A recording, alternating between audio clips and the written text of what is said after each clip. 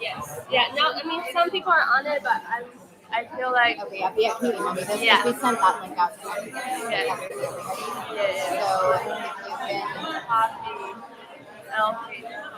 send it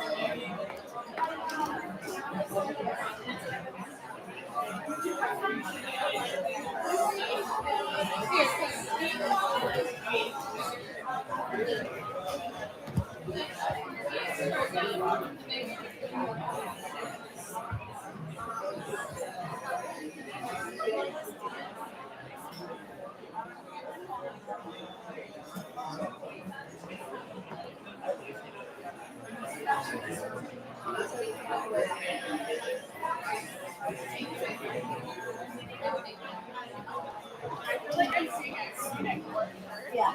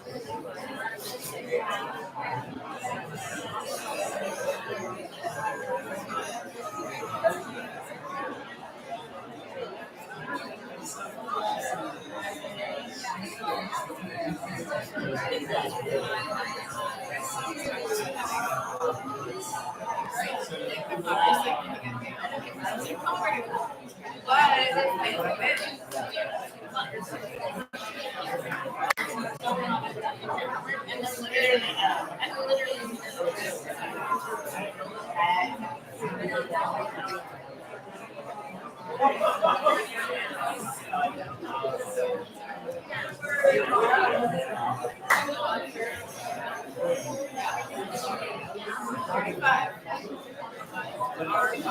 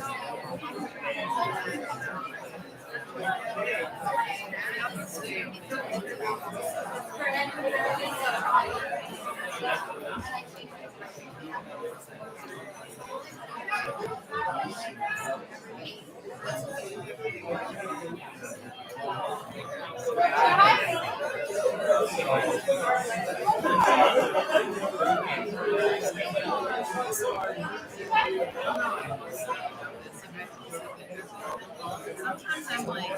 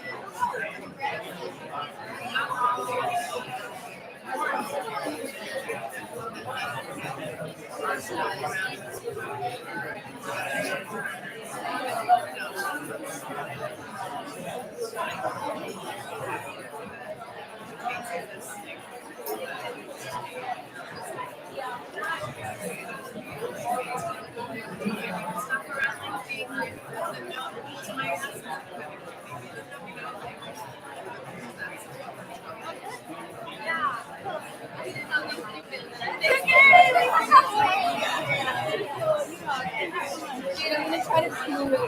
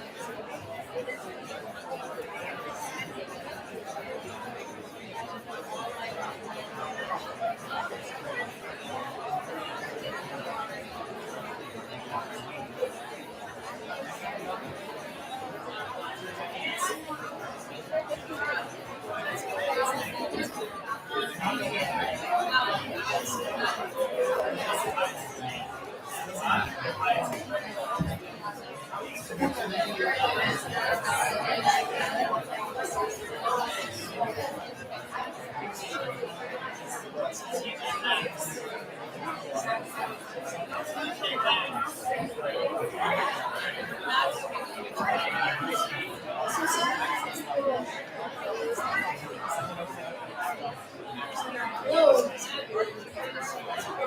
Hi, everyone.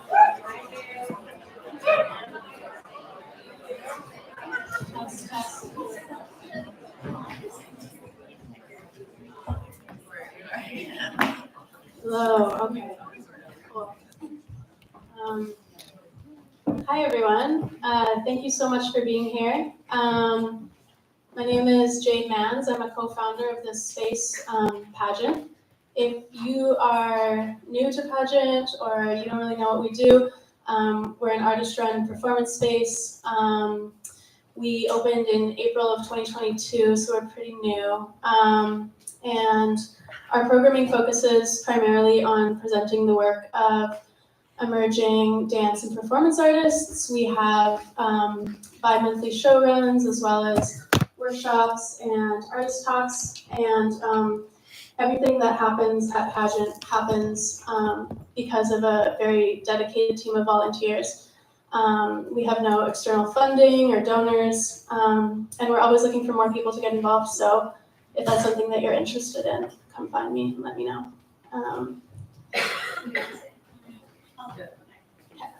Cool. We just wanted to mention quickly something about PACBI, which is the Palestinian Academic and Cultural Boycott of Israel, which is part of BDS. Both of our institutions have endorsed PACBI. From the Pageant side, we see endorsing PACBI as one of the most basic actionable things that we can do with our platform. We hope to see more dance and performance institutions endorse PACBI in the coming weeks. And it feels, I guess, especially important for organizations and artists to be in solidarity right now, especially considering the amount of McCarthyite censorship and intimidation that we're seeing in our field. So please talk to the organizations that you're affiliated with. Let them know that they should endorse PACBI, and if you have any questions, you can talk to Sunny or I.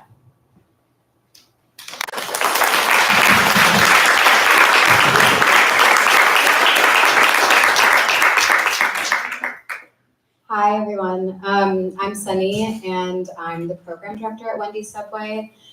If you don't know about us, we're around the block on Bushwick Avenue. We're a nonprofit reading room, library, and independent publisher.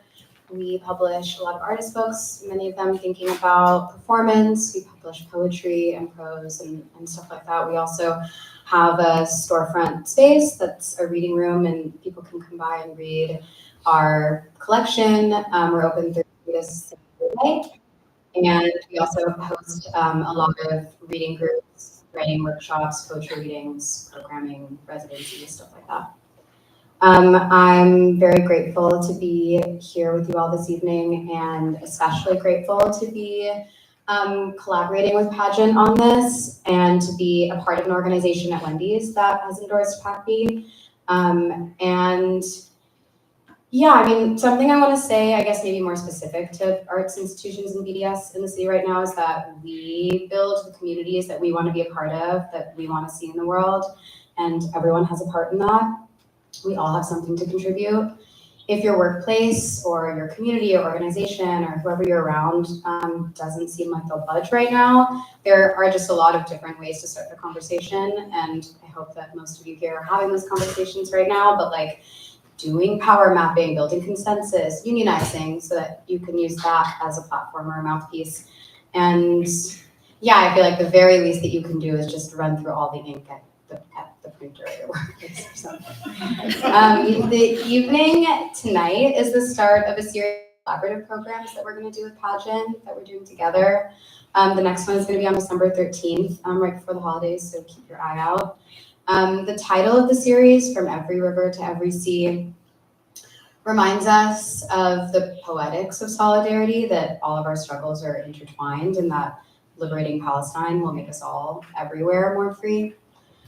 And then lastly, my dear friend Rissa and I last night printed a bunch of posters. We are going to set them up in the back. They're like the ones that are up on the wall, and everyone can take one on their way out, just one so that everyone gets one.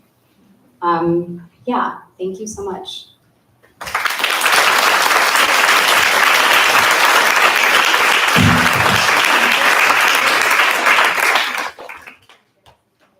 Oh, yeah, there's 4 open chairs up here, so if you want to see, come get them. And if you want, I think we can have more people sit in the front, and then when it's time for Maya's dance performance, I'm gonna just ask you to move to the back to stand for that. Thank you. This is Sebas.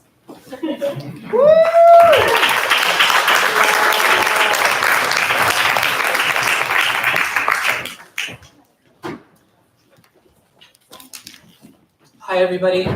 I'm Sebas, and I'm glad to be in this room with you all as you're gathered to try and think through how to respond here in the US to the ongoing Nakba, the ethnic cleansing and genocide of Palestinians in Gaza and the West Bank, the state of Israel, its occupying army, and its deputized settlers.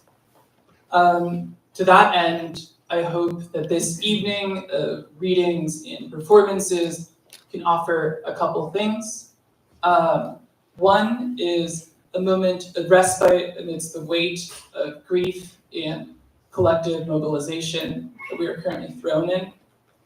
And the second is something like a promise, which is that readers and performers have been asked to bring in a historical or a revolutionary text that has inspired them or kept them grounded in the last 5 weeks.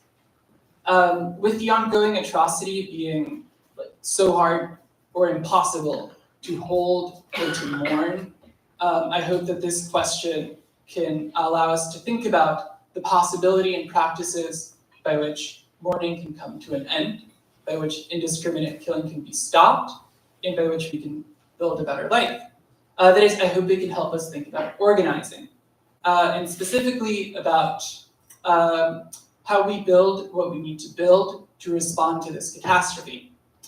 Okay, and with that in mind, I wanted to offer something like a problem or a puzzle that's posed by Vincent Bevins in his new book, If We Burn, where he recounts that in the last decade, from 2010 to 2020, the most amount of people, or more people took to the streets in protests or in mass mobilizations than at any other point in human history. However, most of these movements, such as in the Arab Spring, or in Brazil in 2013, or even in the US in 2020, did not get what they wanted. They often got the opposite things that they wanted. I think our experience here in the city, where we saw Eric Adams, rise to power a year after 2020, is indicative of this. And he tries to ask, well, why does this happen? Or why did this happen, right? And he urges us to think about how mass movements without organizations or political parties that are as strong and as radically motivated as their counterparts in the street will find it very difficult to sustain the struggle for liberation. This motivates me to think about the current organizations and political parties that are active right now. And it also encourages me to think about how to participate in them, how to shape them, how to be involved in the ways that we would like, in what we would like to see them become. I think this is a creative problem also, that is open to experimentation in the creation of new political forms and ways of getting together. And I hope that this evening of readings and performances can try to help us think through how we are going to continue responding to this ongoing catastrophe. Okay, so now we're going to introduce I'm going to introduce, the first round of readers. It's going to be Bayan Kiwan, Mirene Arsanios, and they will be followed by Lara Atallah, and then by Kaleem Hawa. After this round of readings, we will see an excerpt from a performance by Lee-Parritz, performance called The American Sun. And after that, I'll come back to introduce the next round of readers. Thank you. Let's welcome Bayan and Mirene.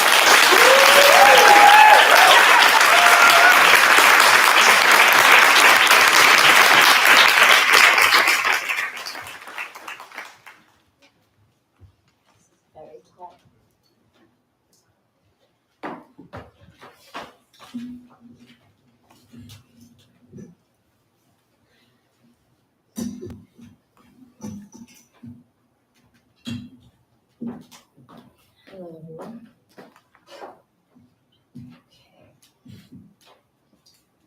Because roots don't die, we don't forget.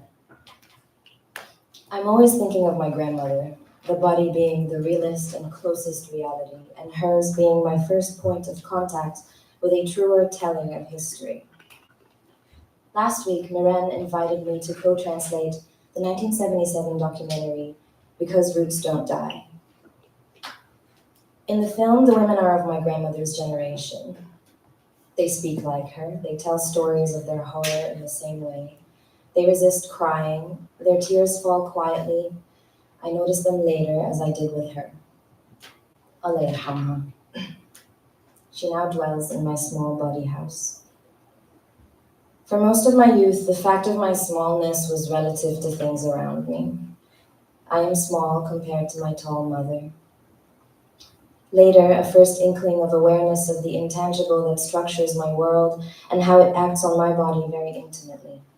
Simultaneously, my body very quickly shrunk, and the skeleton of the world expanded out of the sphere of the earth terribly slowly, and it had a pulse. Not in the reassurance of life, but quite harrowing, laughing at me, forever thinking I could overcome its evil. They occupied my land, expelled my family, and even beyond the Jordan, occupied them still, occupied their time from inside tents, seeking sustenance, and doing everything to leave the camps, to live as humans should, in decent shelter, allowed to keep a solid roof.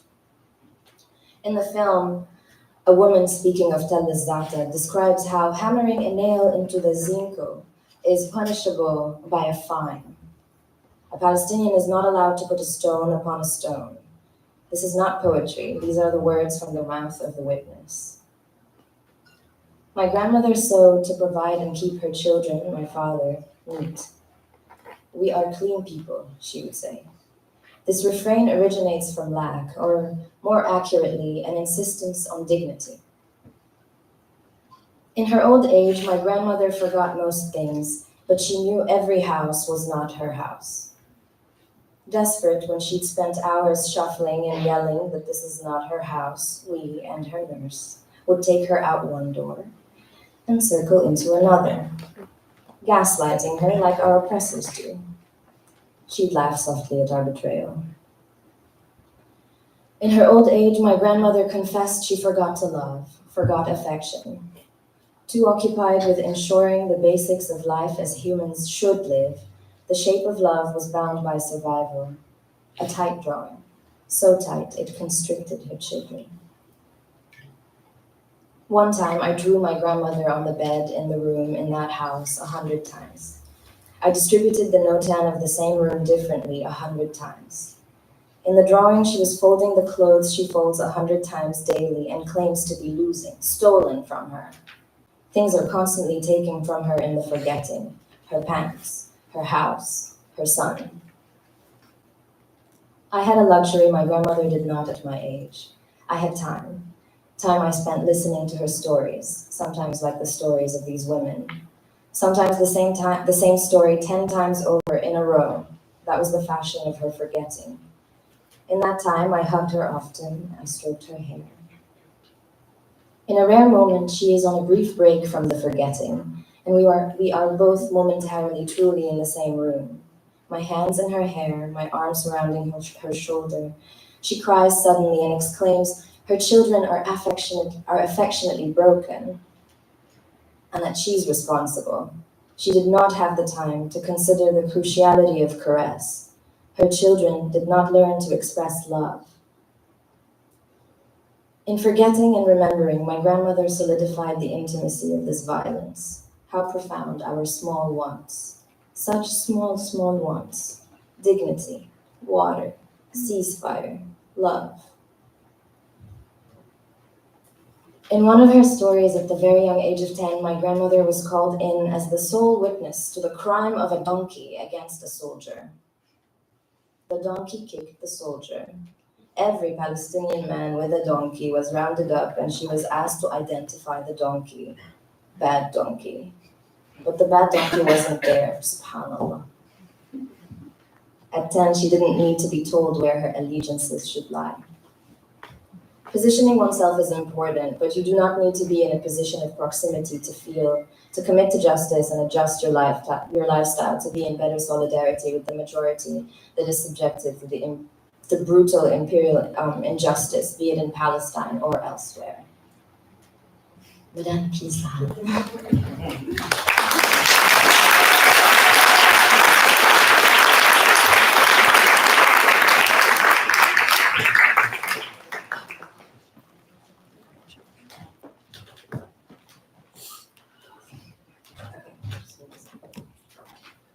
Okay, thank you, Bayan. That was beautiful. Thank you, Wendy. Thank you, Pageant. Thank you, everyone, for being here and Free Palestine. So I will give you some context on what Bayan and I are going to do tonight. I wrote a short introduction, and then we'll be screening an excerpt from 𝘧𝘧𝘦𝘧𝘦, and we'll be reading our translations of the original Arabic. So I received an email a few days ago asking if I could translate in both English and French Because Roots Won't Die, a 1977 documentary on the siege and massacre of 𝘧𝘧𝘦𝘧𝘧 by Egyptian Lebanese documentary maker Nabiha Lufti. I'll do it, I said, but I need help with the Arabic. Although there are circumstances that can explain my poor proficiency, there are no valid justifications. I could and should have invested more time and resources in mastering my father tongue, shedding some of the comfort that enabled me to witness conversations without being fully invested in them, a sort of bastardized half-assed understanding that afforded me the privilege to opt out whenever I needed to. Since I have been invited to read at various solidarity events, I'd like to do what I ask my students to do, to position myself, define the nature of my relationship with the Palestinian struggle beyond my professed solidarity with the cause. Not to center the personal, but to unpack all the ways in which the personal is always the product of larger historical forces. I was born in Beirut in September 1980, in the middle of a civil war. In 1977, the year in which 𝘧𝘧𝘦𝘦𝘦𝘺 was filmed, 1,500 Palestinians were murdered at the hands of right-wing Christian militia in the refugee camp of 𝘧𝘪𝘷𝘦𝘺. In 1982, the Israeli army besieged Beirut in an attempt to expel the PLO headquarters from the capital. We left the country shortly after.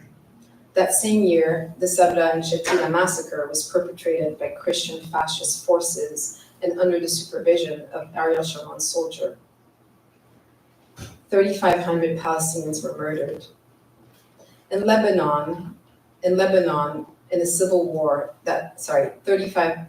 too many Palestinians have been massacred in Lebanon in a civil war that initially divided the country among fascist factions and leftist pan-Arabist parties.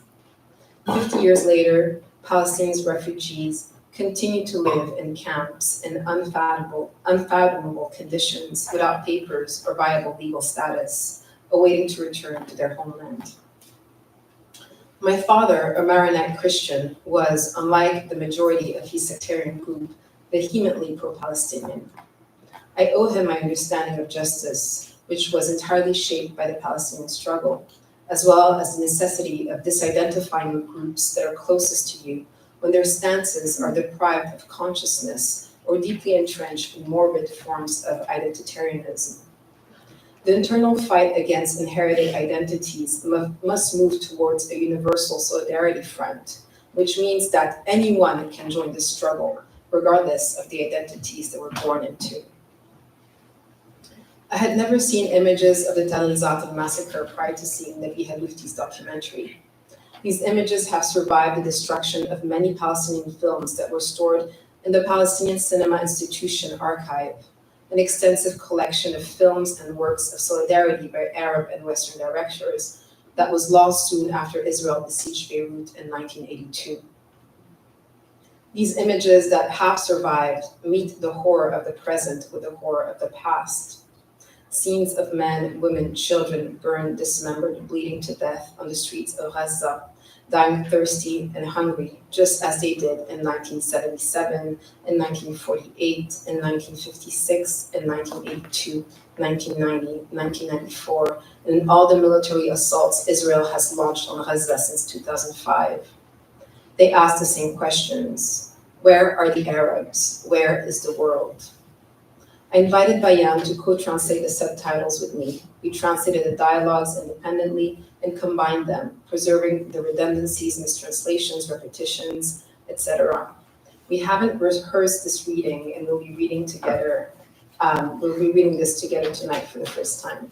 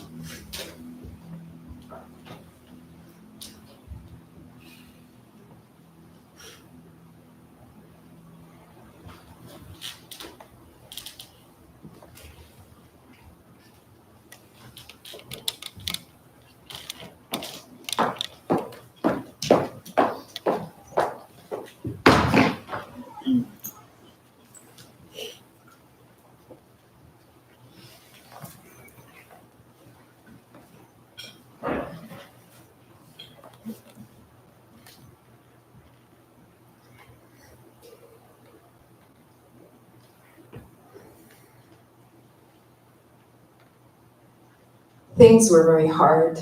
The siege was very difficult. How? Some food, some resources, all didn't matter. Whoever had stored some food or resources did not matter. What mattered was water. The most important thing was water. That was really hard. Excruciatingly difficult. 10 would go, only 5 would return. Some would go, few would return. Regarding the martyrs, As for the martyrs, my nephew was killed, a martyr. my brother's son, my nephew's wife, was martyred. My nephew's wife was killed. The man, the fighter, remained abandoned, tossed there. No one was able to retrieve him because of the intensity of the bombing. One leaves to collect water and returns without it. My nephew's wife tried to find water for the children. She was killed, a martyr. My own daughter went to fill up. She was killed, a martyr. The women, she goes to secure some water for the children. The children are waiting for their mothers to bring back water. And when the mother returns, she returns without water, She returns without water. without a drop of water. The children, awaiting a drop when the mother comes to water them. She comes from the water. There is no water. What will she do for the children? She goes again to the water. She waits. She waits for her turn. There are at least 1,000 people queuing. They stand almost 1,000 in queue to chase, catch, reach their turn. Sometimes they get a turn, sometimes they don't. She returns without water. Another voice. Empty. She comes without water. She may have some small jug in the house. From sunset to the following morning, attempting a transfer of some water, if she remains alive, that is. Sometimes she'll bring, sometimes she won't. Before the sun even started to set until about 4 a.m. I stayed from the afternoon until 4 in the morning. The water supply was disrupted. I returned with an empty jug. I am on at the water, and the water was cut. I didn't get a turn. I left, my children sleeping in thirst. I returned empty. When there was an attack, I couldn't provide water. Morning comes, they are hungry, there is no water to cook with stored lentils. I went to this here, Sister 𝘧𝘪𝘷𝘦𝘬, to get a tiny jug of water. That's all they drank that day. What could a small jug do? I wet their lips just for the day to pass. These are days of summer. What food could I provide for them? I went back to the water the next night, again waiting past midnight, and I didn't get a turn. And then the bombs hit, the bombs on the drop of water, the spot filled with martyrs. Some dropped their gallons and ran, and they too again returned without water. There was a large tank of ammonia. They destroyed it. A large tank of ammoniac. So from the start, the beginning of the events, our people leaked it underground, this tank. So when the last floor was in flames, the ammoniac with the heat was pulled upwards. All of a sudden we hear it blow. Boom! Woo! The entire earth shook. It went boom and the whole thing collapsed. Woo! And the building crumbled. The 𝘧𝘧𝘰𝘮 building. Before the shelter, they moved. The people moved from the shelter to another residential building, 5 floors, and a shelter of about 500 families there. They kept bombing this building. They destroyed the last floor from the ground up. Until it collapsed into... You won't believe it. 5 floors. One cannot fathom how, a mind cannot conceive of it. You didn't see it. If you didn't see it with your eyes, not a thing was left standing. The building was erased.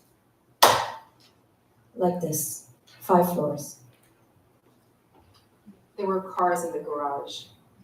The cars in the garage, the shelter collapsed onto itself. The building collapsed onto itself.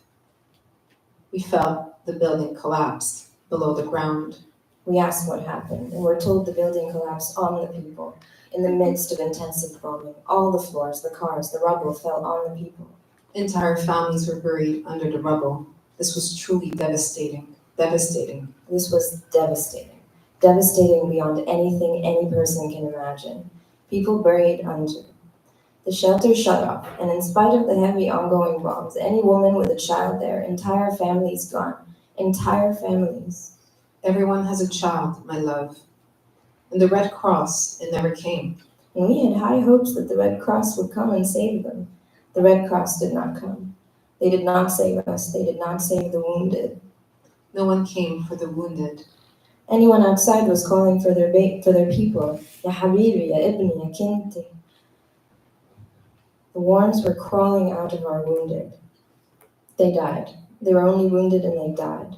Mothers shot fetching water, no medication for infections, no medication to stop the bleeding. Another voice. When the people managed to extract some children from under the building, they'd ask the children, "Are there any living?" And they would say, "Yes, there, in the corners." In the corners, they are still alive. And the men and the youth, they keep trying to break in towards the corners, but they couldn't. When they see them attempting to do that, they would target them with a bomb. Our neighbor Abu Qasim was calling to his wife, and she would respond begging for some light, begging for a drop of water to drink. And he paces, losing it. There is no water, and there is no reaching them. That was the first day the shelter collapsed. The next day he kept calling all night, "Ya flani, ya flani." She did not respond. They were over. They all died. Another voice. Entire families. For my village, 250 people. Children, 9 to 10, all. One man or one child remaining from each. When my daughter was killed, a martyr, they had brought her, wounded first, her soul still there. The doctor looked at her. What could he do for her? He has nothing. He looks at her. He stared at her face. Mouth agape, shaking her tongue. She wants water. She is thirsty. Everyone around was telling me, "Give her a drop of water, even if she is going to die." Please give us water. There is no water. The first day, the second day. We look amongst the wounded and we couldn't find water. She died thirsty. This is a regret and grief we carry for as long as we live. And if we grow old and endless time passes, if we can seek revenge from every country that has conspired against us, we won't delay it. All the Arab countries conspired against us. Where are the Arabs? My daughter, who was pregnant, managed to leave to give birth. She asked me what I wanted as she was leaving. I don't speak for myself. I speak for all those who are present. My daughter asked me, "Mother, what do you want?" Amani, for anyone to leave Tel 𝘧𝘳𝘰 to tell what they did to us. I said, "Anybody who manages to leave in one piece, promise me that you will tell what is being done to us." Let us know what our fate is. Will we die of thirst or of hunger or by fire? We are dying of thirst and starvation. We are suffocating in fires. Thank you.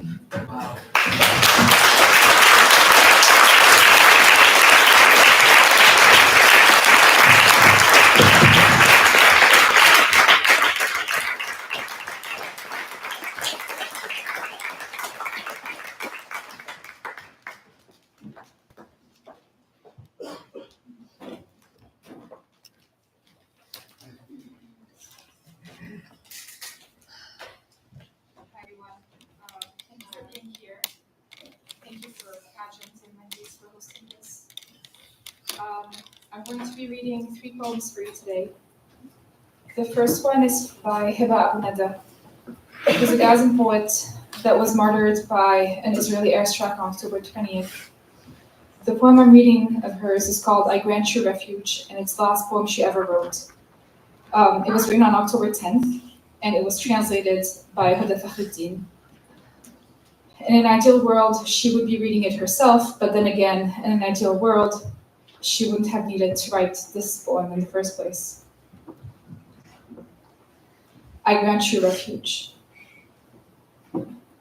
I grant you refuge in invocation and prayer. I bless the neighborhood and the minaret, to guard them from the rocket, from the moment it is a general's command until it becomes a raid. I grant you and the little ones refuge, the little ones who change the rocket's course before it lands with their smiles. I grant you and the little ones refuge, the little ones now asleep like chicks in a nest. They don't walk in their sleep toward dreams. They know death, lurks outside the house. Their mother's tears are now doves following them, trailing behind every coffin. I grant the father refuge, the little one's father who holds the house upright when it tilts after the bombs. He implores the moment of death. Have mercy, spare me a little while. For their sake, I've learned to love my life. Grant them a death as beautiful as they are. I grant you refuge from hurt and death, refuge in the glory of our siege, here in the belly of the whale. Our streets exalt God with every bomb. They pray for the mosques and the houses. And every time the bombing begins in the north, our supplications rise in the south. I grant you refuge from hurt and suffering.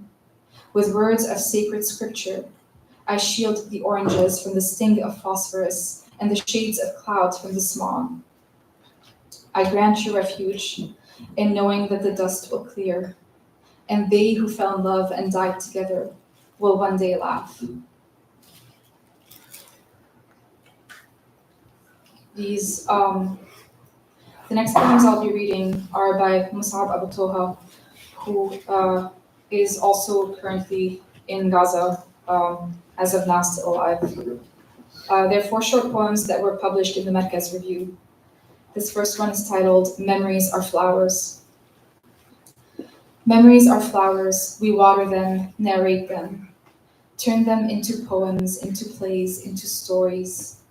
We decorate them with light bulbs, with metaphors of different hues in variant clubs.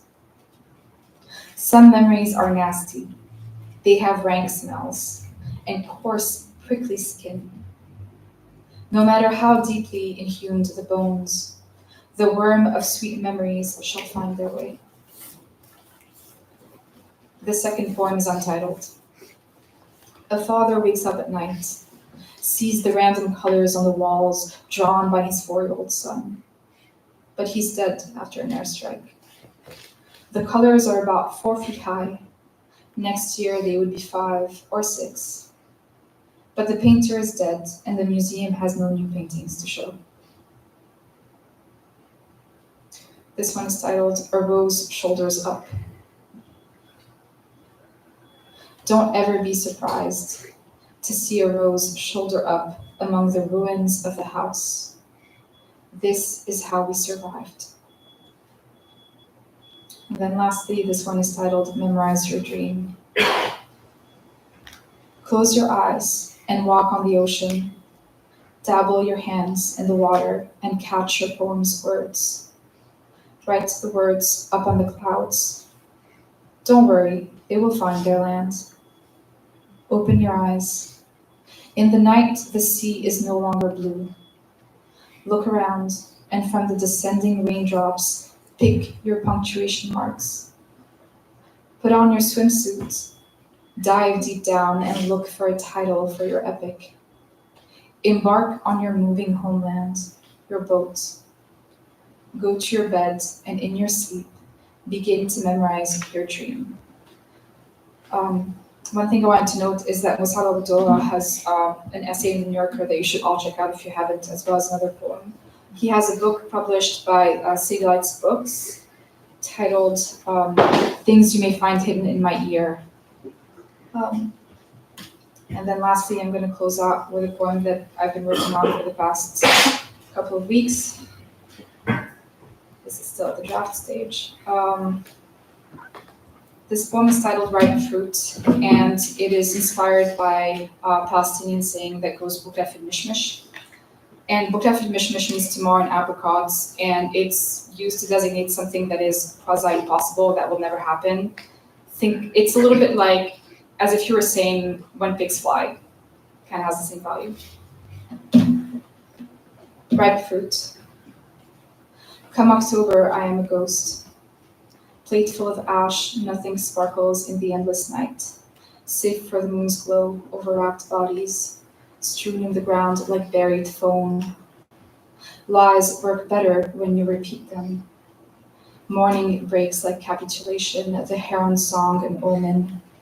A hospital collapses. Headlines weather vane in static. Lies work better when you repeat them.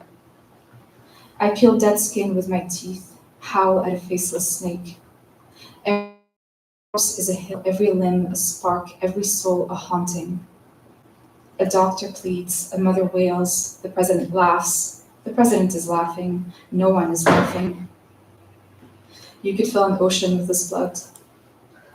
A girl screams for her mother seconds before wilting into salt. Where do they go, you ask? Never mind the end. Who will be left to forgive you?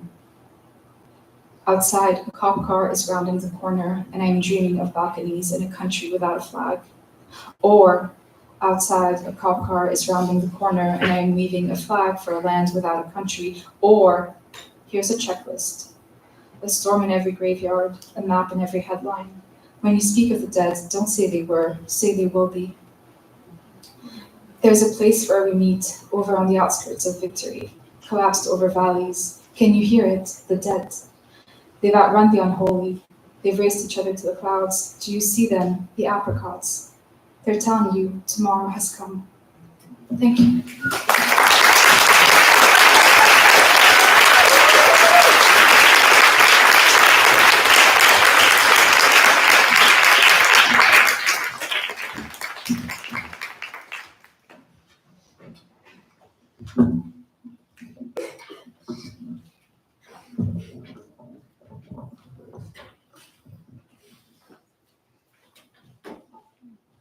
Hi, everyone.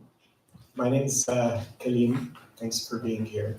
I didn't speak with any of the other readers or performers tonight about what they were going to be performing, and so it was emotional for me to hear Bayan and Mirene's introduction talking about 𝘧𝘪𝘷𝘦𝘦𝘺, because the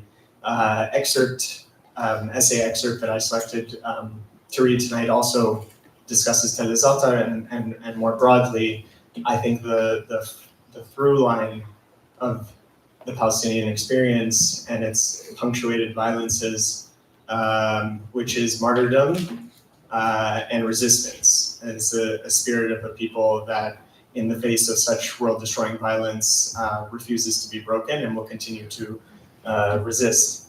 𝘧𝘪𝘷𝘦𝘺, for those who don't know, was a massacre and destruction. The moment of 𝘧𝘪𝘷𝘦𝘺 that we're talking about was the massacre and destruction of a Palestinian refugee camp in Lebanon, a consciousness-searing moment for the Palestinian struggle. The essay that I'm going to read from is by a Palestinian named 𝘧𝘪𝘷𝘦𝘺, who was a member of the Democratic Front for the Liberation of Palestine, which was a secular Marxist armed liberation movement that continues to this day. The essay is called Where Did the Martyrs Go?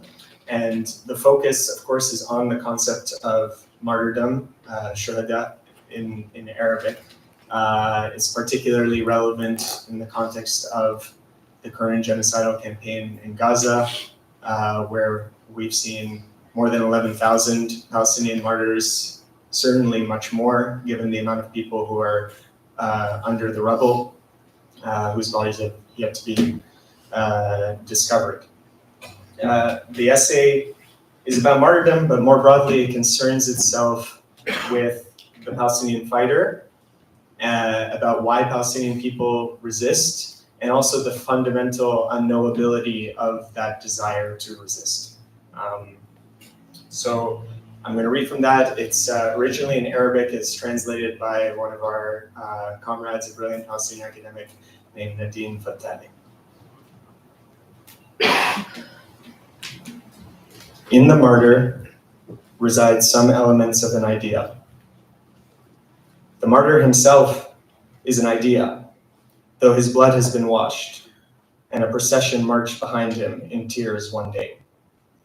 The idea, of which martyrs are an image, proceeds to a non-place, narrating to those listening attentively the birth of a dream and the demise of that same dream.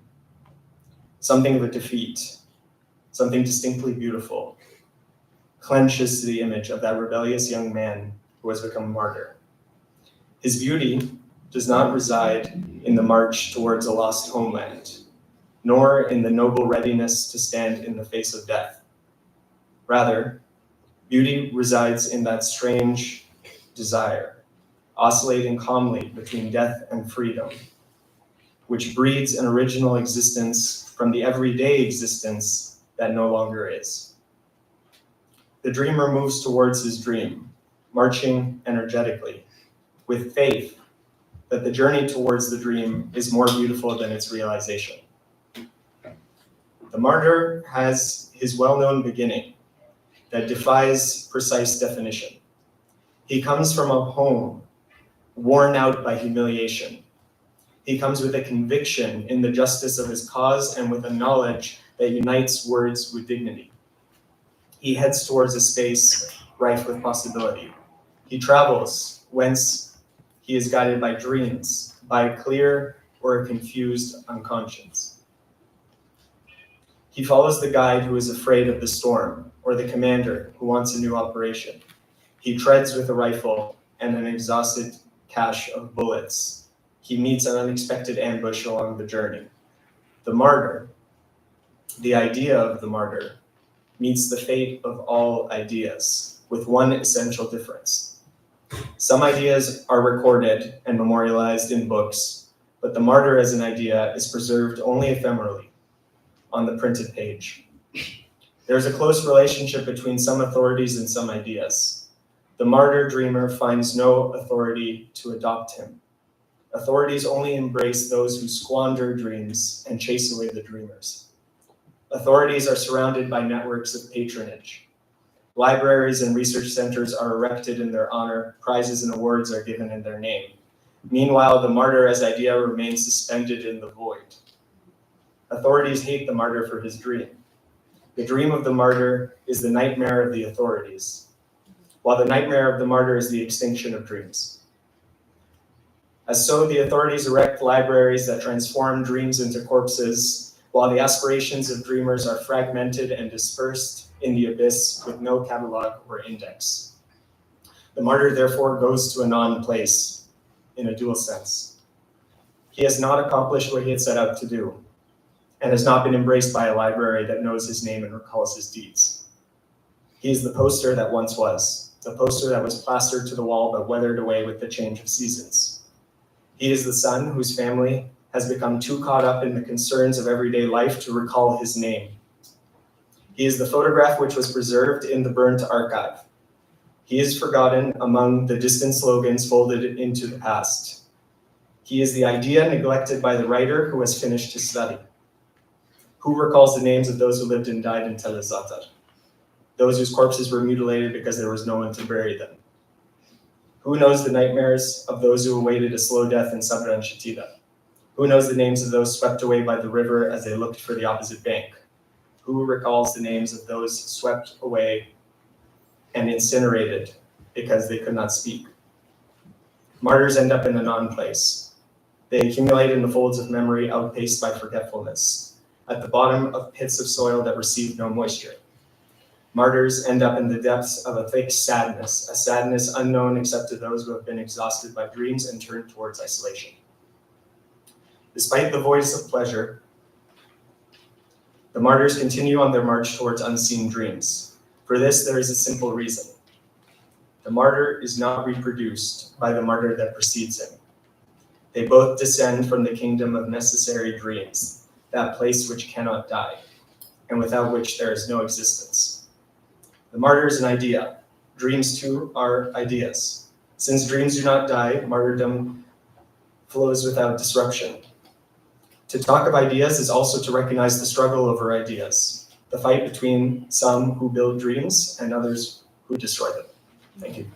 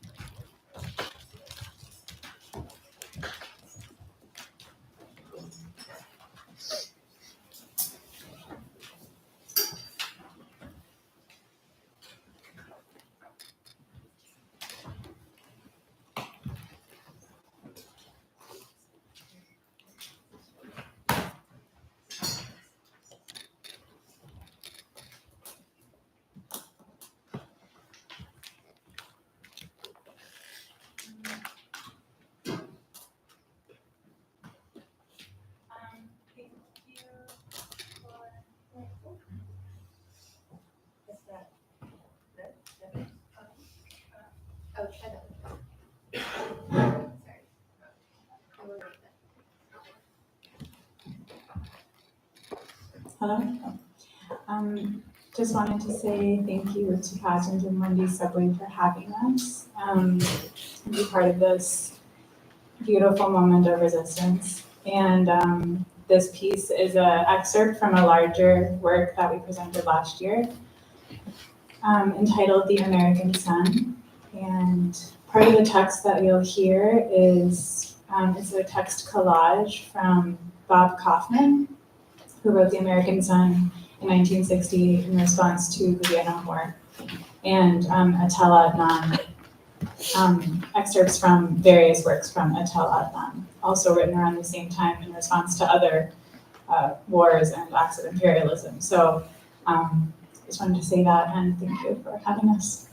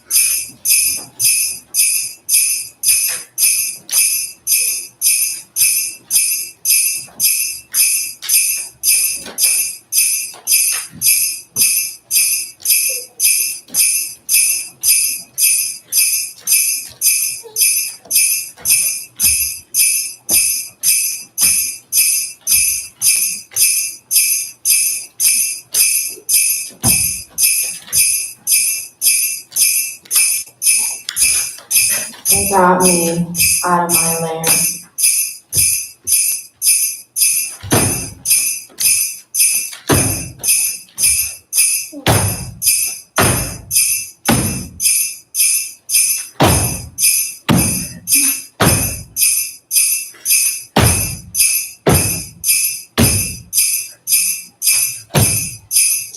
They got me out of my lair. They got me out of my lair.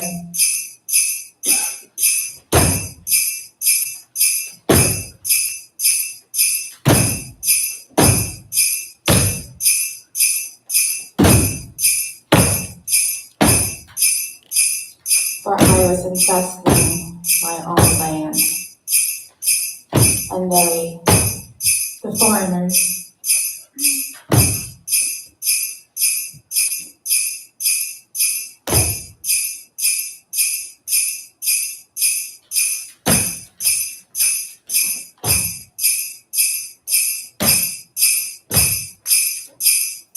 they got me out of my lair. The foreigner, came to liberate me. liberate me of my share.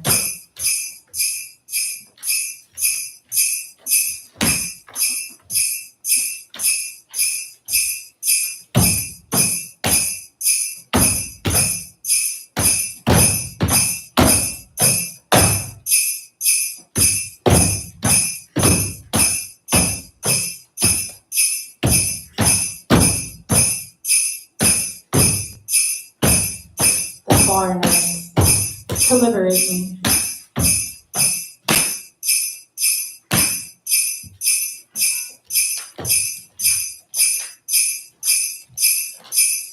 came to liberate me, for I was infesting my own land. Came to liberate me.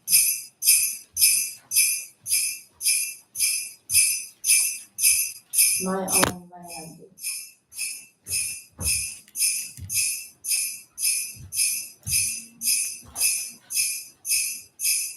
My own land.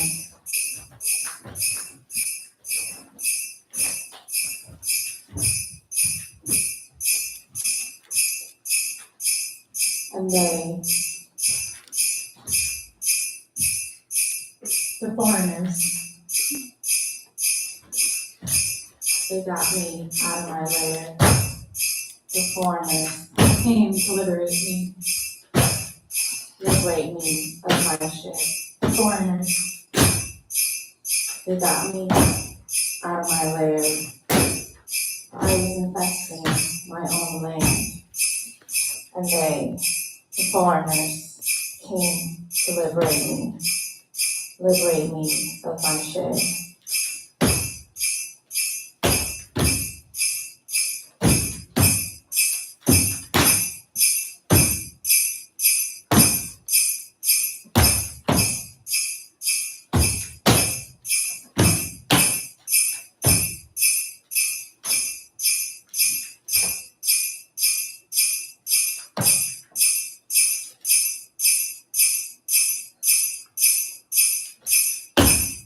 I was infesting my own land, and they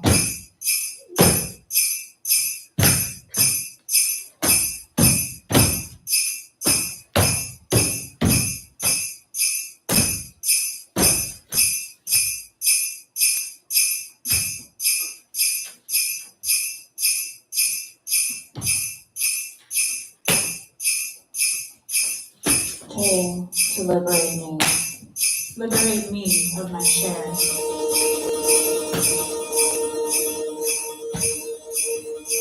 The American sun challenges all other empires and demands they respond to the challenges of the American sun. Those that do not respond are to be broken and burned.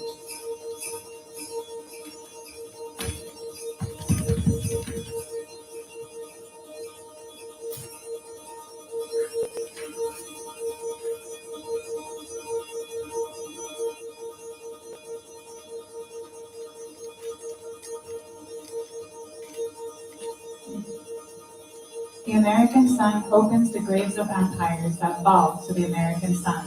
The American sun is the American holiness. The American sun is the sun of heaven. The American sun is the American church. The living dead and suffer their fall to the American sun.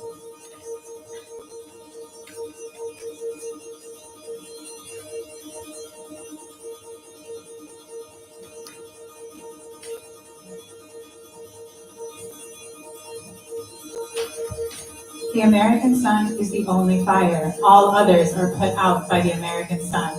The moon is the American midnight sun and must be obeyed by all other empires. The American sun does not forgive any enemy, but punishes every offender with death and destruction. The American sun is American holiness. The American sun is the sun of heaven.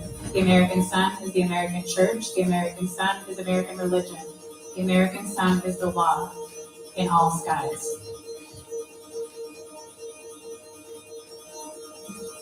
The American sun, called the American flag, is the only flag flying at crucifixion.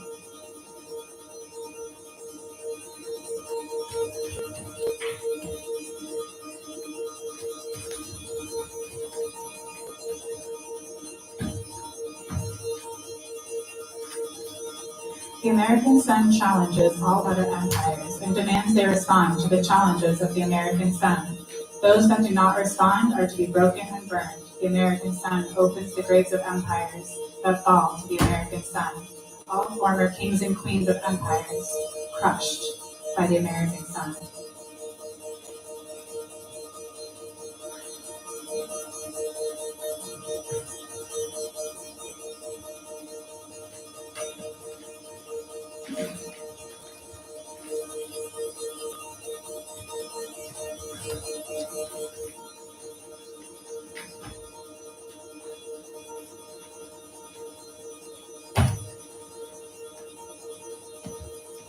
The American sun challenges all other empires.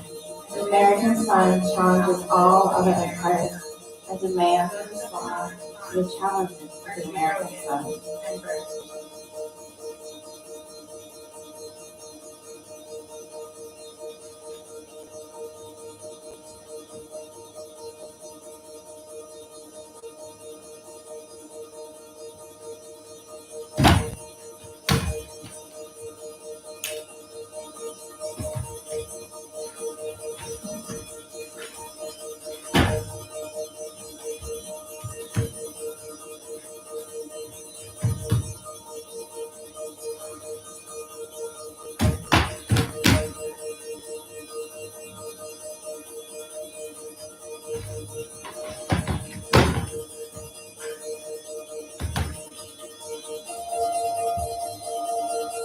All others are put out by the American sun.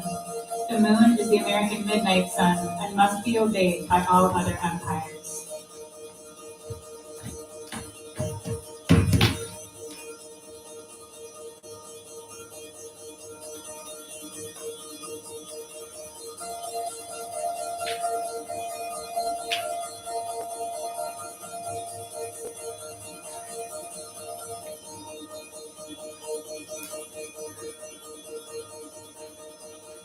The American sun, called the American flag, is the only flag flying a crucifixion called the earth, now in the skies of heaven. The American sun is not part of any peace movement. The American sun is a sun of war. The days of peace are drawing to an end. The enemies of the American sun on the earth shall soon be attacked by the pure powers of the American sun.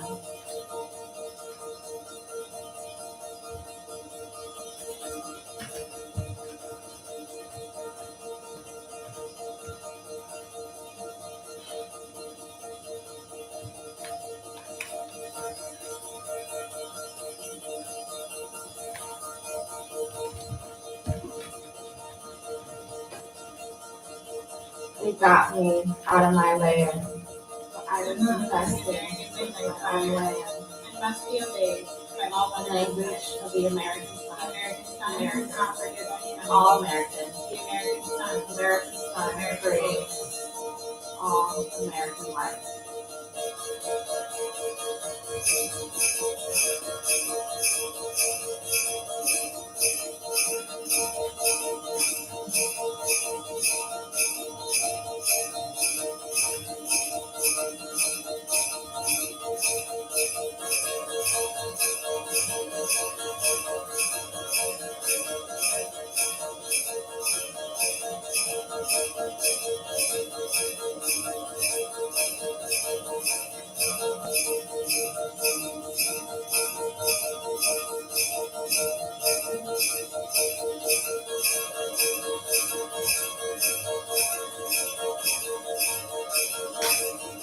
War was our peace, the storm, our sky, pleasure, pain. Can't trust the world, can't trust the world. Woke up, thought of you. Went to bed, thought of you. You, unmoving, becoming one thing among many.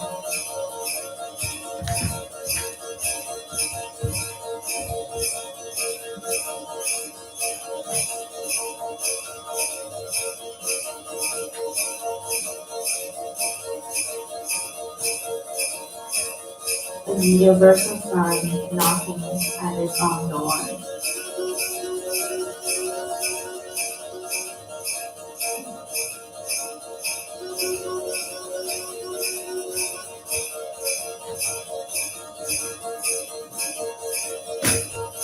One would like to believe in a world before the fall. Who said that time heals all wounds? It would be better to say that time heals everything except wounds. I took the measure of the unbearable vanity of the West, that is never privileged non-being over being, always preferring what is spoken to what is left unsaid.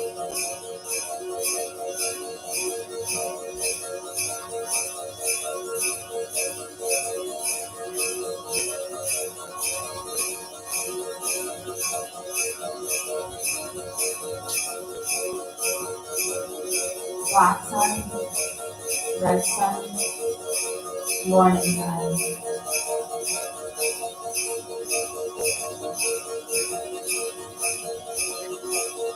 A blue sun, a question.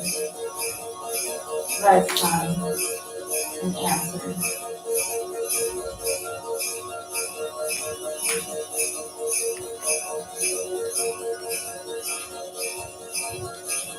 Yellow,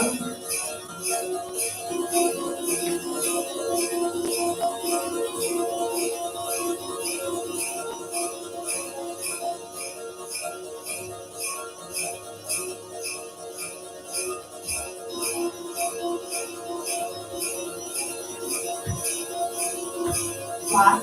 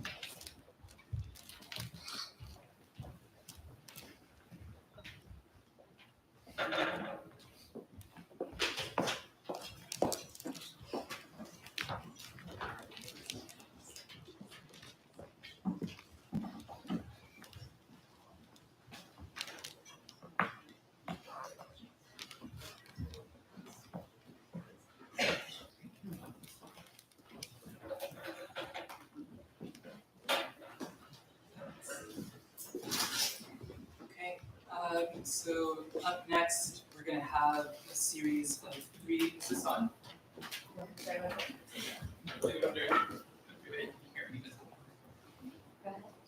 Hello? Okay, so up next, we're going to have a series of 3 readings by Jenna Hamed, Shoghig Halajian, and Mahdi Sabbagh. That's going to be followed by a performance by Holland Andrews. And also, now everybody who's standing at the back, you're welcome to come sit in the front if you would like, because this dance performance is now over. But yeah, if we could welcome Jenna.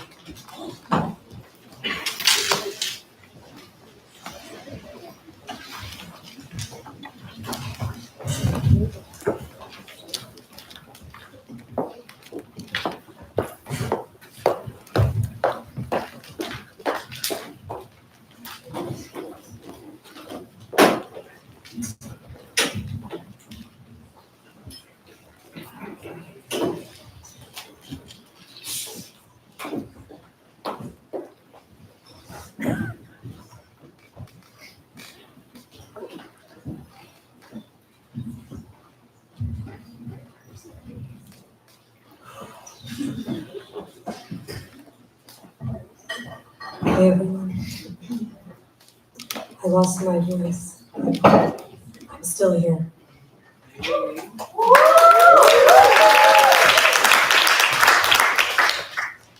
I'm actually really grateful to be here and to be invited by 2 organizations that observe the PACBI, and this experience so far has been so cathartic. For anyone who's been to an Islamic funeral, this is kind of what it feels like, where the room is lined with people and we're all just sitting and observing our grief. So that's what this feels like to me tonight, and I'm really grateful for it. I'm grateful for you all. I'm grateful for Palestine.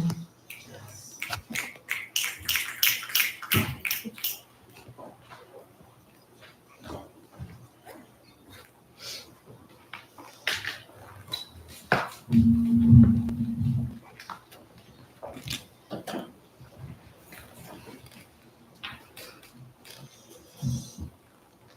blazing redness of the morning sun anointed the sands of the silver coast. The twisted date trees shook last night's sleep from their languid idle fronds and stretched their thorny arms skyward to where the walls of Akka towered above the dark blueness. To the right was the road coming from Haifa. To the left, the large round disk of the sun climbed into the view from behind the hills and tinged the top of the trees, the water, and the road with the blushing hue of the early morning shyness. Ahmed took a reed flute from his basket and, leaning in the corner of the car, began to blow into an injured air of rebuke of an eternal lover. He might live in any one of the villages, scattered like the still stars throughout the land. Throughout the land. Throughout the land. Throughout the land. There is also another point which is closely connected with this one, and that everything in life is speaking, is audible, is communicating in spite of its apparent silence. What we call in our every language word is the only word which is audible. What we consider hearing is only what we hear with our ears, for we do not know what else there is to hear. In point of fact, there is nothing which is silent. Everything that exists in this world is speaking, whether it seems living or not, and therefore the world is not only what is audible to us, but word is all. The real meaning of word is life. And is there anything that is not life, whether silent or not, silent or not, silent or not, silent or not, silent or not, silent? All right, I'm an abolitionist. Abolition. Abolition is a plot against racial capitalism, which is all capitalism, not just some of it. It is a plot in a narrative sense. It is a plot in which the arc of change is always going resolutely toward freedom. It is a plot in a geographic sense. It is a plot in which we aim to make all space, not just some space. Free in two senses. Free in the sense that it cannot be alienated, which is to say it cannot be sold by anybody to anybody, and free in the sense of non-exclusive. There is no boundary or border that we keep somebody in or somebody out. That is abolition. That is plot. That is my plot. It is an internationalist impulse that is part of what many of us call the Black radical tradition, which is open for all. Open for all. Open for all. It was wartime.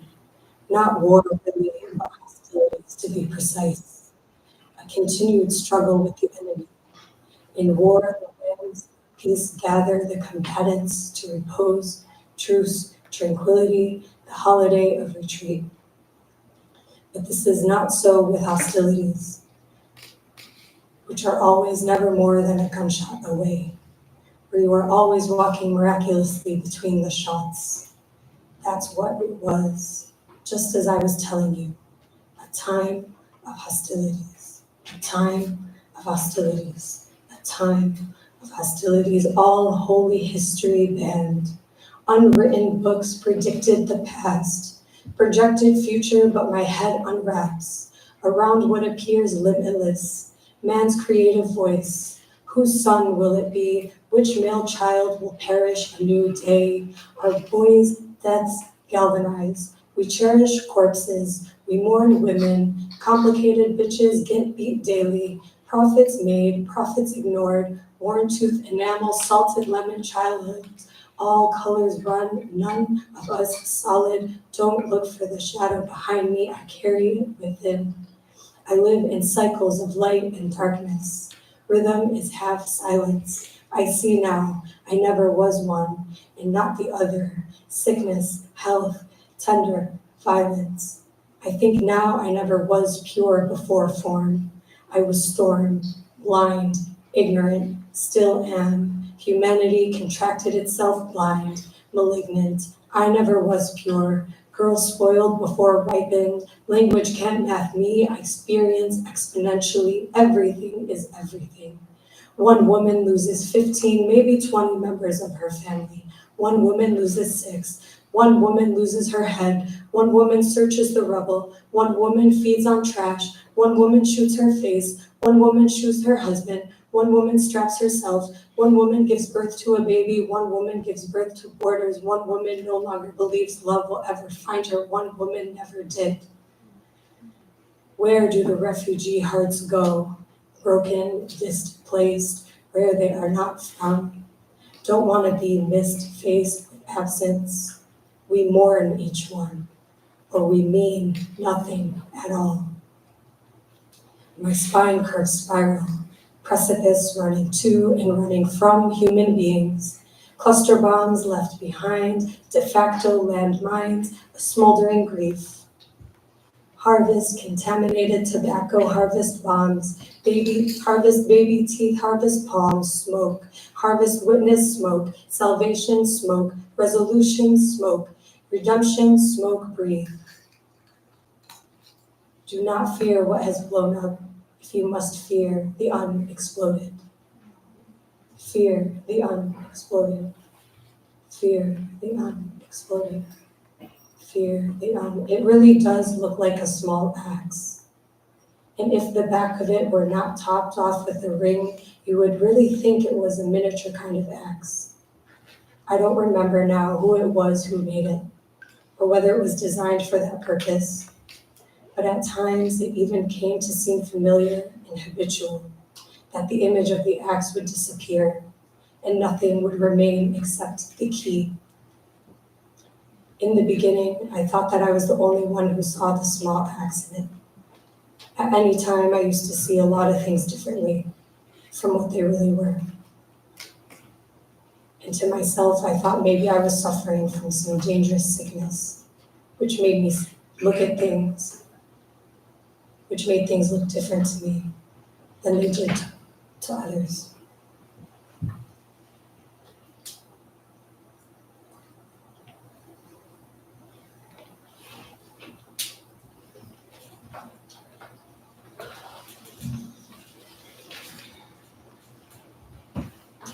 In times of drought, you are my figs and olives. Your barrenness, my fragrant groan. Of the rubble, it was your eyes. I erect my home. I love you alive. I love you in death. When hungry, I feed on time. I feel your hair press against my face and I pine. My weary face turns red. I am born in the palms of your hand, an embryo. I grow and I reach maturity.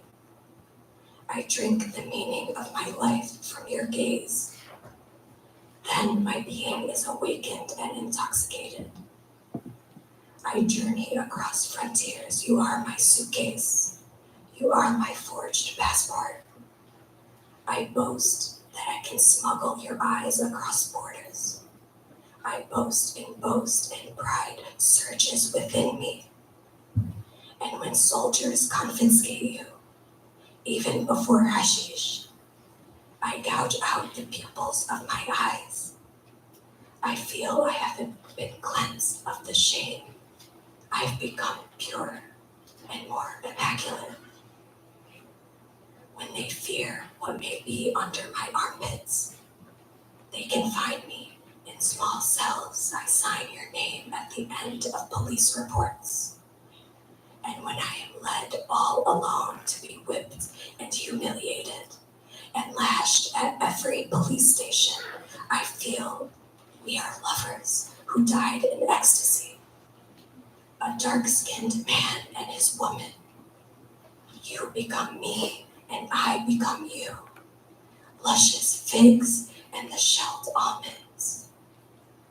And when soldiers smash my head and force me to sip the cold of prison to forget you, I love you even more.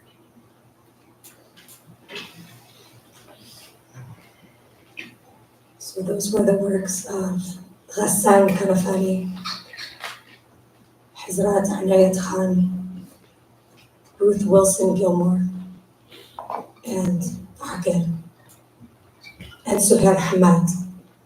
Thank you.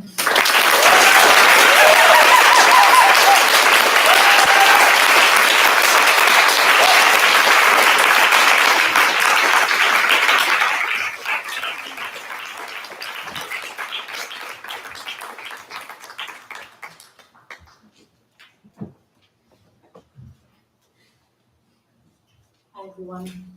That's it. It's better. It's such an honor to follow all of you who stood up here, sat up here, danced up here. So thank you. And thank you to Mahdi Sabbagh and Pageant for being such a guiding model to how we can gather and work together. So thank you. So in the spirit of collaboration, I'll read a few poems that are in dialogue with each other across time and space. So the first one is by the Palestinian poet Najwa Darwish. I should explain that the title of the poem references a 1939 speech that Hitler made in preparation for the invasion of Poland. He concludes the speech with the question, who, after all, speaks today of the annihilation of the Armenians? A reference to the 1915 deportation and genocide of Armenians, which he deploys as permission and inspiration to carry out his genocidal project. So the title of Najwa Darwish's poem is this last question. Who remembers the Armenians? I remember them, and I ride the nightmare bus with them each night. And my coffee this morning, I'm drinking it with them. You murder, who remembers you? In 2021, in response to Israel's airstrikes of Gaza, a colleague and friend in Los Angeles wrote a follow-up to Darwish's poem. This is by Sophia Armen, a writer, organizer, and descendant of survivors of the Armenian genocide. The title of her poem asks, who remembers the Palestinians after Najwa and Darwish? We do. And I ride the bus to the Nakba protests with them each day. In my souj this morning, we are drinking it with them. You genocider, who remembers you?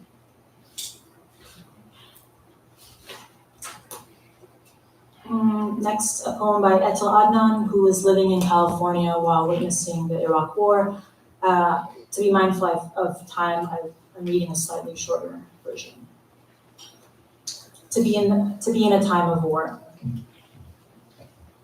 To say nothing, do nothing, mark time.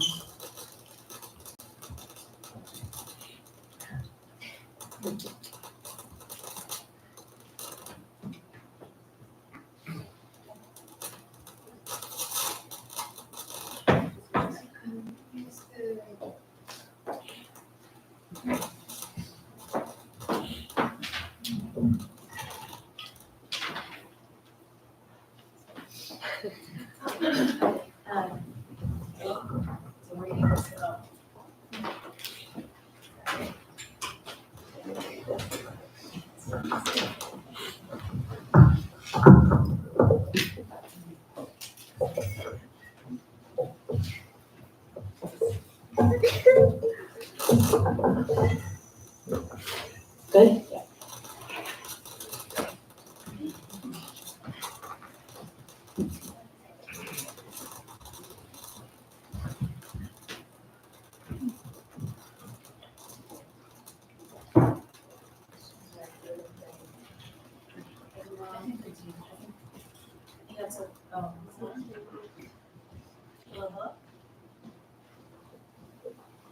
Okay, I'm back.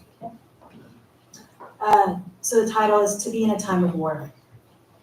To say nothing, do nothing, mark time. To bend, to straighten up. To blame oneself, to stand, to go towards the window. to change one's mind in the process, to return to one's chair, to stand again, to go to the bathroom, to close the door, to then open the door, to go to the kitchen, to not eat nor drink, to return to the table, to be bored, to take a few steps on the rug, to come close to the chimney, to look at it, to find it dull, to turn left until the main door, to come back to the room, to hesitate, to go on just a bit, a trifle, to stop, to pull the right side of the curtain, the other side of the curtain, to stare at the wall, to look at the watch, the clock, the alarm clock, to listen to the ticking, to look again, to go to the tap, to open the refrigerator, to close it, to open the door, to feel the cold, to close the door, to feel hungry, to wait for dinner time, to go to the kitchen, to reopen the fridge, to take out the cheese, to open a drawer, to take out the knife, to carry the cheese and enter the dining room, to rest the plate on the table, to lay the table for one, to sit down, to cut the cheese in 4 servings, to take a bite, to introduce the cheese in the mouth, to chew and swallow, to forget to swallow, to daydream, to chew again, to go back to the kitchen, to put the cheese back in the refrigerator, to close the door, to let go of the day. To listen to the radio, to put it off, to walk a bit, to think, to give up thinking, to look for the key, to wander, to do nothing, to regret the passing of time, to find a solution, to want to go to the beach, to tell that the sun is coming down, to hurry, to go down with the key, to open the car's door, to sit, to pull in the door, to put in the key, to turn it, heat the engine, to listen, to make sure nobody's around, to pull back, to go ahead, to turn right, then left, to follow the road, to take many curves, to drive down the coast, to look at the ocean, to admire it, to feel happy, to go up the hill, to reach the other side, then go straight, to stop, to make sure that the ocean has not disappeared, to feel lucky, to stop the engine, to open the door, to exit, to close the door, to look straight ahead, to appreciate the breeze, to advance into the waves, to wake up, to stretch, to get out of bed, to dress, to stagger towards the window, to be ecstatic about the garden's beauty, to observe the quality of light, to distinguish the roses from the hyacinths, to wonder if it rained in the night, to establish contact with the mountain, to notice its colors, to see if the clouds are moving, to stop, to go to the kitchen, to grind some coffee, to light the gas, to heat water, hear it boiling, to make coffee, to pour, to mix the coffee with the milk, to feel the heat, to bring the cup to one's mouth, to drink again, to face the day's chores, to stand and go to the kitchen, to come back and put the radio on, to bring the volume up, to hear that the war against Iraq has started. To rise up early, to hurry down the driveway, to look for the paper, to take it out from its yellow bag, to read on the front page, war, to notice that war takes half the page, to feel a shiver down the spine, to tell that that's it, to know that they dared, that they jumped the line, to read that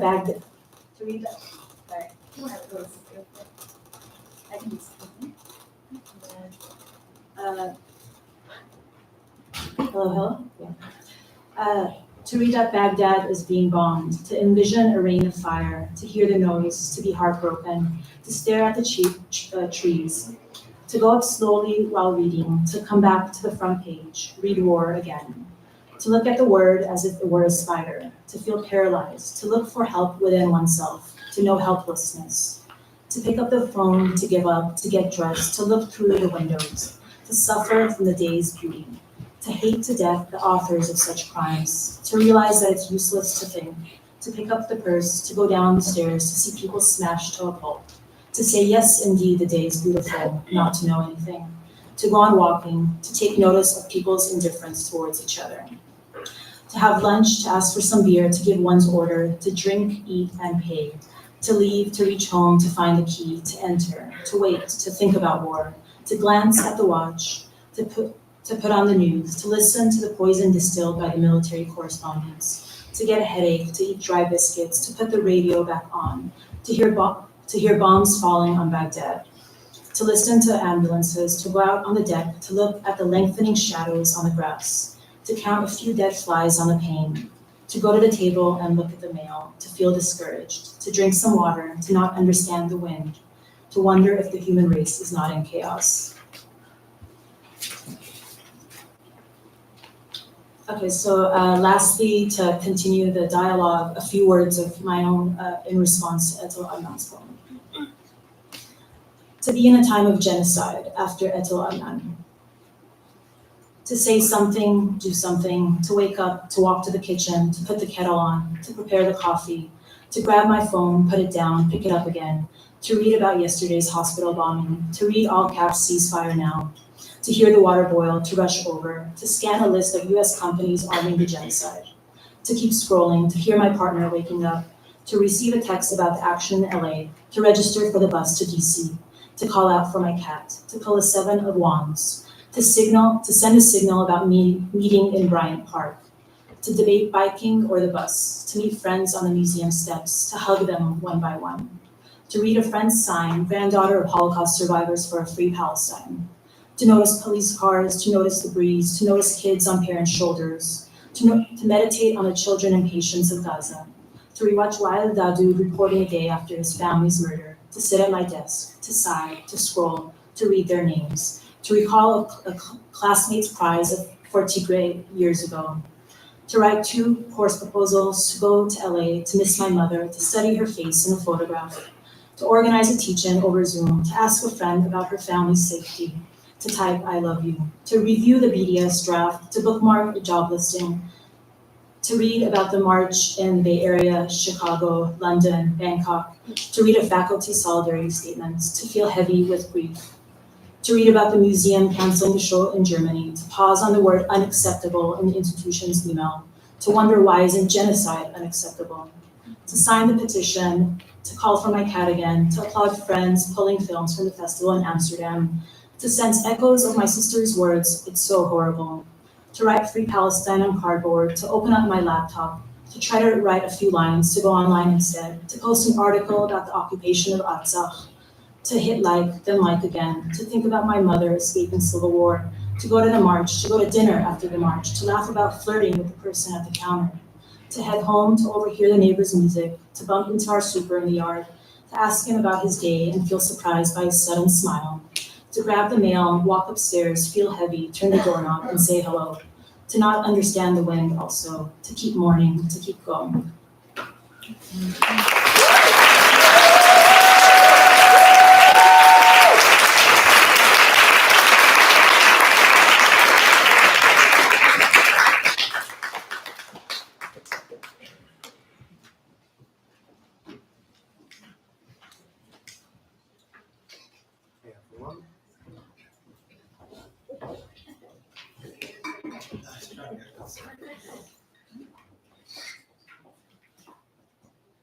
Hi everyone, my name is Mahdi. I am going to be reading a text that is not really poetic, although it has a few poems in it. This is a text called Resistance Literature in Occupied Palestine by Ghassan Kanafani. And I find this text really useful for many reasons. First of all, I think it's a really good example of solidarity as it exists within Palestinian society. So solidarity between different parts of Palestine that are cut off from each other. And the other reason is censorship and silencing. And this is something we're all experiencing here. And I hope that this text will give some, maybe just a story about how people in the 60s, in the 50s, before them, dealt with censorship. This isn't the first time that Palestinians are being censored. It won't be the last one. And it's a great example of how censorship doesn't really work. So.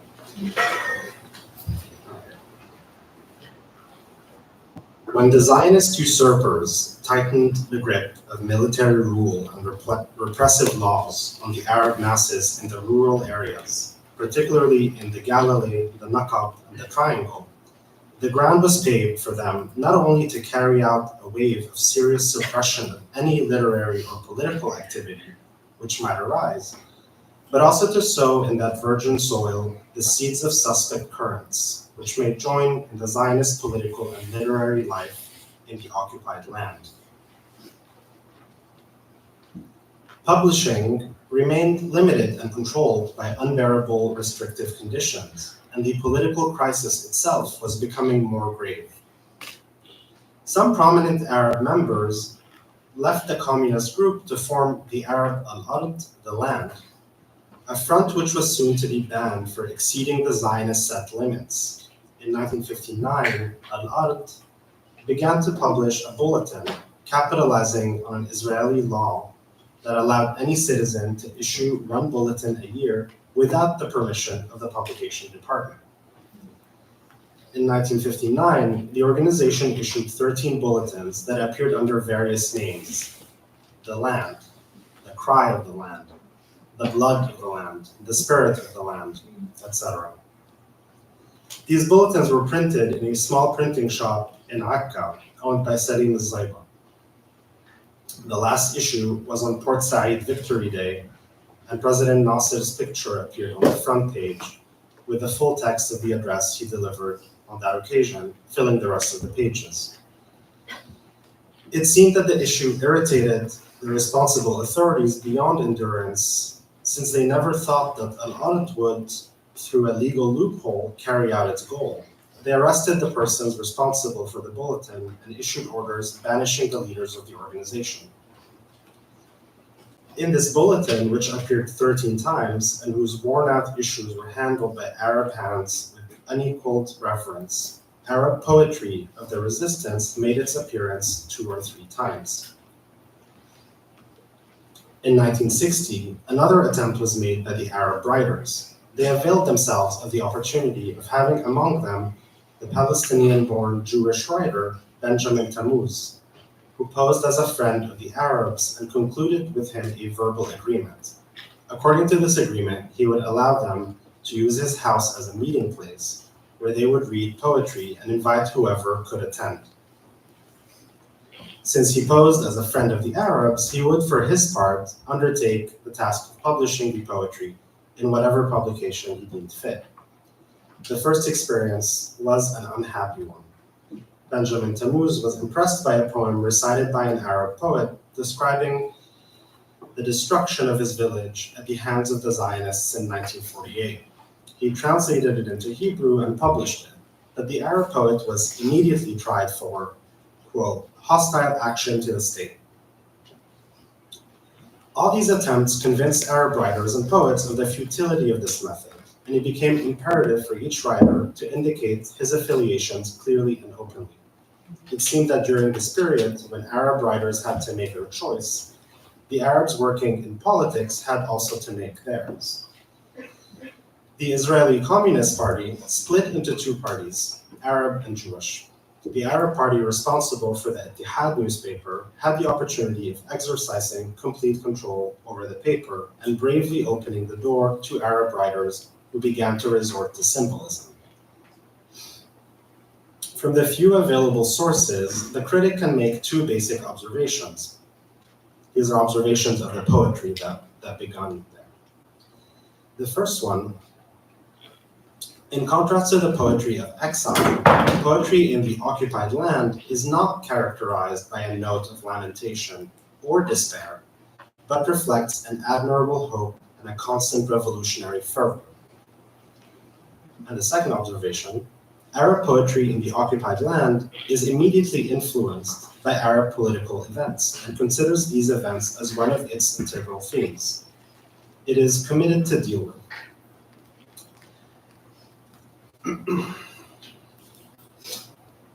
So during the tripartite aggression on Egypt and before the smoke of battle had cleared away, Habib Kahwaji, a villager from Fasuta, whose name later stood out as one of the 4 leaders of Al-Ard, delivered a poem at a mass rally in Haifa. So this is Kahwaji's poem. Flow from my heart, O verse, with a brave rhythm that mocks all bonds. Send a resounding, echoing message to the land of the canal and to Port Said, to the heroes who flew like Providence to repel the invaders. Do you threaten with destruction Nasser of Egypt and seek a clamorous victory? Our land is a hell for the invader and heaven for every loving brother. Then he goes on to say, I stayed by my radio and my soul was with you, despite all barriers. My soul is aflame and my mind is all in fusion as I follow the battles from afar. So there's a lot of poems in this piece, but I'm just going to pick two other short ones to give you a sense of the kind of language that was in them and of the points that Kanafani is making. This is a poem by Sami Al-Qasim, and it is said that it's a song or a poem which everyone in the Galilee now knows by heart.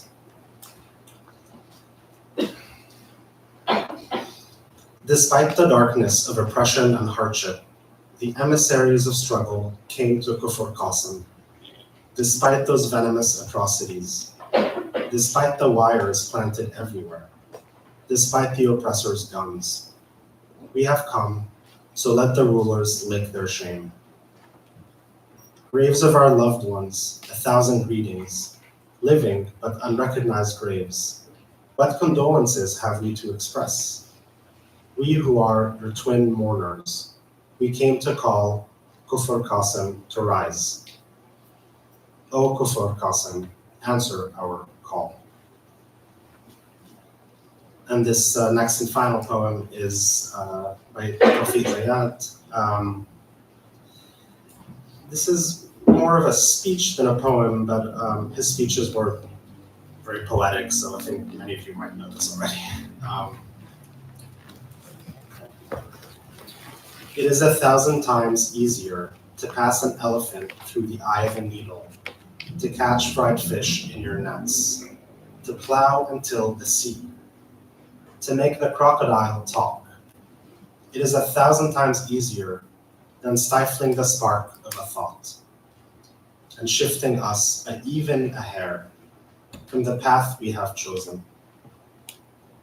We shall weigh on your chests like stone, go hungry, go naked, defiant, singing our poems, filling the angry streets with demonstrations, filling the prisons with pride, raising generation after generation of watchful children, as if we were the force of the impossible in 𝘦𝘷𝘦𝘦𝘺, and Galilee.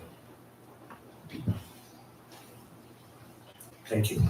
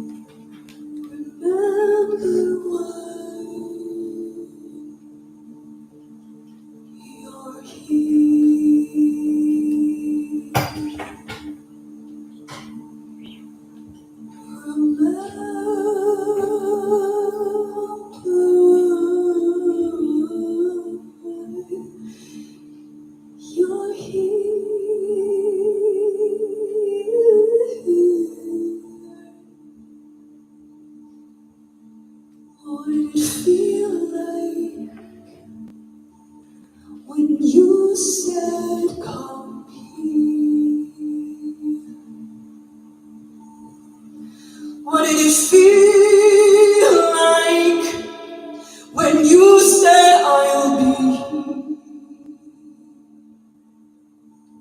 It's no accident you're here. It's no accident you're here. It's no accident you're here.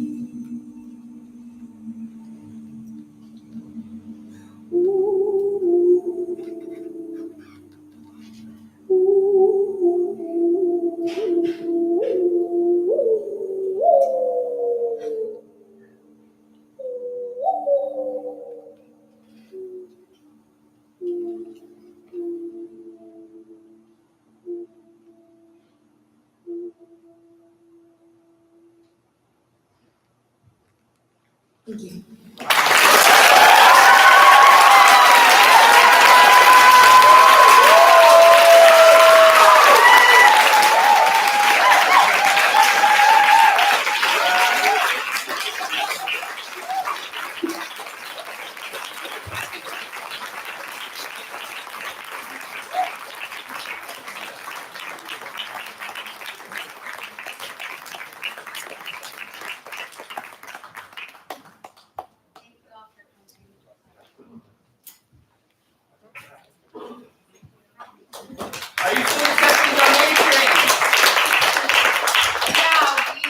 Well, we're in a little bit of a pickle because the Eventbrite took our event down, like yesterday night. So we're trying to figure out how to get that money back from them for everybody's tickets. If we don't get that money back, we'll be making a lot of announcements about everyone trying to get refunds so that they can send the money our way. We are donating all the funds to Palestine Legal for this event.